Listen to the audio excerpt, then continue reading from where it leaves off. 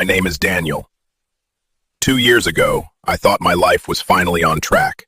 I had a good job in Lagos, a decent apartment, a car I was still paying for but proud of, and a girlfriend I honestly believed was the one. I had plans. I had timelines. I had confidence. Then the storm came. First, the company downsized, and my name was on the list. Just like that, my job was gone. Something else would come quickly, but weeks passed, then months. Savings dried up, pressure grew. My girlfriend left me. I'm not getting any younger. Every ring of my phone filled me with fear. I sold the car, then the television, then the fridge. One by one, the things I once celebrated disappeared. The life I once lived became a dream. Eventually, I had no choice but to move back into my mother's small Face Me, I Face You apartment in Agege. I was 32 years old, sleeping on a tiny bed, carrying my clothes in a small Ghana must-go bag, feeling like a complete failure. The shame was heavy. I stopped going to church, stopped praying, stopped believing God still cared. And so I didn't say it out loud, but deep inside, I felt forgotten.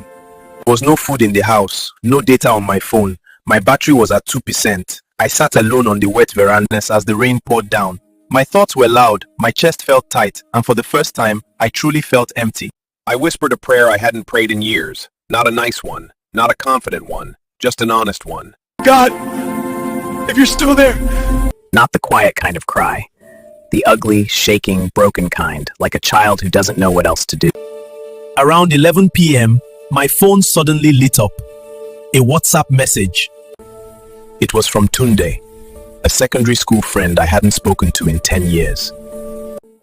The message said, "Bro, you dey alive. God just put you heavy for my heart tonight. Wetin dey happen?" I didn't have the strength to pretend. I didn't have the energy to lie. I simply replied, "Everything don't scatter. I dey ground." Almost immediately, he replied, "Stay there. I'm coming." 30 minutes later, in the middle of heavy rain, Tunde pulled up in his old Corolla. He didn't ask questions. He didn't lecture me. He didn't judge me. He just hugged me. When I took my small bag. You're sleeping at my place tonight. No negotiation. That night, Tunde and his wife fed me pounded yam and egusi like I was family, like I mattered. They didn't try to explain my pain. Before we slept, they prayed. Short, simple, sincere. That was the first time in a long while I felt safe. The next morning, Toon said something that changed my life. "Daniel, I have a small IT training center. I need someone to manage students in the evenings. It's not much, but it's honest work. Will you take it?" Yes, I said almost immediately. I started the following week. Slowly, very slowly, things began to shift. I started going to church again, Tunde's church. Small, loud, joyful, full of imperfect people who loved God deeply. I joined the media team because I knew how to use a computer. Purpose started to return. That's where I met Sarah. Today, she's my wife. But the biggest surprise came 6 months later. The same company that laid me off called me back. They said they were expanding. They said they remembered how hard I worked. They offered me double my old salary, plus benefit.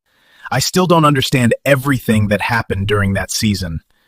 But I understand this. When I had nothing left, no strength, no plan, no pride, that's when God moved the fastest. Didn't send an angel carrying gold. He sent a friend in the rain at 11 p.m. The breakthrough doesn't look like a big miracle. Sometimes it looks like a text message from someone you forgot existed. If you're watching this and everything in your life feels scattered, God is not done. He is still writing. He specializes in comebacks from the grave. Just whisper it tonight.